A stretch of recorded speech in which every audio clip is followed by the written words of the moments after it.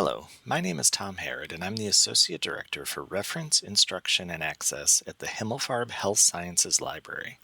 This is the first video in a series discussing how to perform the literature search section of the GW IACUC application.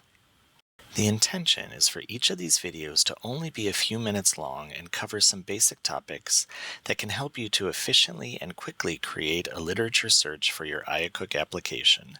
Here you can see a rundown of the topics that will be covered during this series, including the topic for this video, which is Literature Search Basics. In the subsequent videos, I'll talk about how to perform the required searches, specifically the non-duplication search, as well as a search for alternatives to painful animal procedures. Here's an outline of what I plan to cover during this session.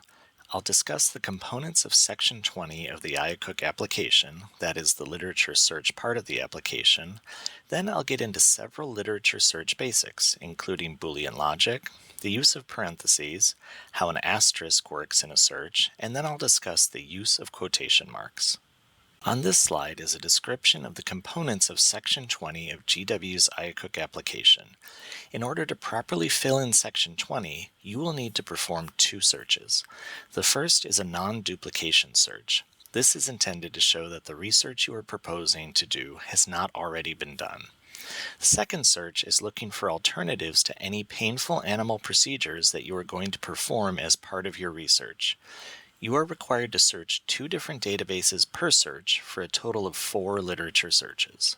And on this slide, we can see the required fields for those searches. You must indicate the database searched, as well as the date on which you perform the search. You should also indicate the years covered in your search.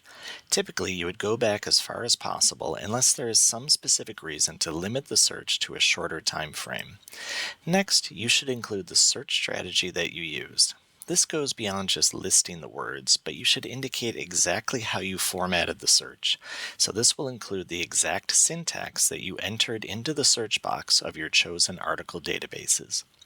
This is necessary so that the people reviewing your application can better judge the adequacy of the search. Applications featuring searches with inadequate detail may be returned for revisions. The reviewers on the IACUC committee will be looking to see that you did an appropriately thorough and inclusive search, one that could reasonably be expected to uncover any relevant articles. Searches which seem hasty or ones using minimal or incomplete language may trigger a request for further revision. Next, you should indicate the number of articles that your search returned. Below that, you are asked to summarize what you found during your literature searches, as it pertains to the research and the specific procedures that you are proposing to do.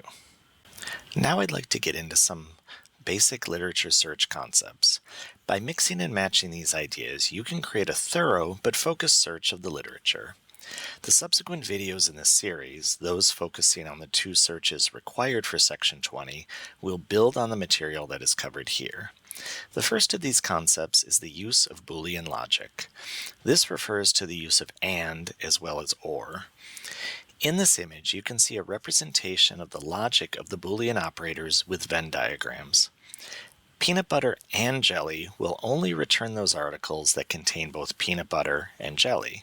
The use of AND typically decreases the number of articles that you retrieve because each AND that you add defines an additional concept which must be present in the resulting articles. However, peanut butter or jelly will return articles that discuss peanut butter, jelly, or both at the same time.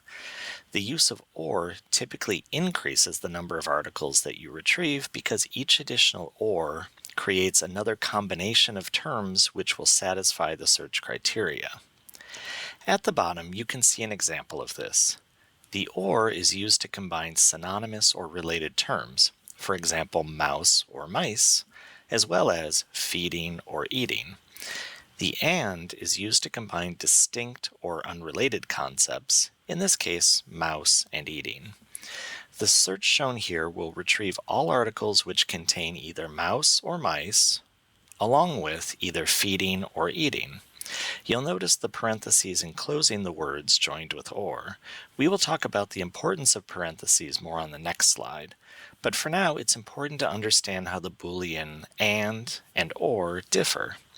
Again, and is used to join distinct concepts, or is used to join related or synonymous concepts. When creating a search strategy, parentheses are used to enclose related or synonymous terms in conjunction with the Boolean or. As in mathematical operations, parentheses indicate the order of operations. For example, here I enclose 3 terms, combined with ors, in parentheses, which indicate dogs, both the common and scientific names, dog, canine, or canis. Indicating order of operation in this way is critical, just like in math where 3 plus 5 in parentheses times 6 does not equal 3 plus 5 times 6 in parentheses. At the bottom of the slide, you can see the same concept from math, but in a literature search context. In the top version, I have parentheses enclosing synonymous or related terms, and if you run that search in PubMed, you get about 3,400 articles. However, if you remove all the parentheses from that search, you will get well over 4 million results. Hence, the parentheses are critical for telling the article database how to run this search. In this case, it should run 3 separate searches and only then combine the results. Imagine a Venn diagram where each of these distinct concepts, that is mice, feeding, and cancer, are circles, and I am seeking only the articles that exist in that space where those 3 circles overlap. That is what the proper use of parentheses accomplishes. On the next slide, we'll discuss the use of the asterisk and quotation marks in literature searches. An asterisk indicates that you would like the literature database to search different variants of a word. For example, here you can see the word cancer with an asterisk on the end. If you include this in your search string, the database will search for records that contain any word that begins with those 6 letters, C-A-N-C-E-R. For example, cancers and cancerous. The asterisk is a way of broadening your results. But be aware that it will look for any word beginning with the letters that are provided. For instance, as shown here, the letters G-E-N-E with an asterisk could be used to find articles with the word gene or genes, but many other words also start with those 4 letters, like general, generally, generic, generosity, and many others, totally unrelated to what I had intended. Quotation marks are a way of indicating that you want 2 or more words searched as a phrase. That is, you only want records which contain those words in that exact order.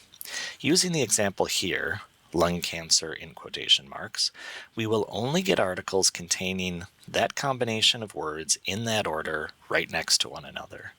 Without the quotation marks, many article databases would return records that contain lung and cancer, but not necessarily next to one another as a phrase. So quotation marks are a way of focusing your results. In conclusion, here are the topics that we covered: the use of Boolean logic, parentheses, asterisks, and quotation marks. These are standard syntax building blocks for doing literature searches. Effectively combining these into your search syntax will greatly improve the accuracy and efficiency of your work. Finally, to get more help on the topics covered in this session, please feel free to reach out to me at tph@gwu.edu.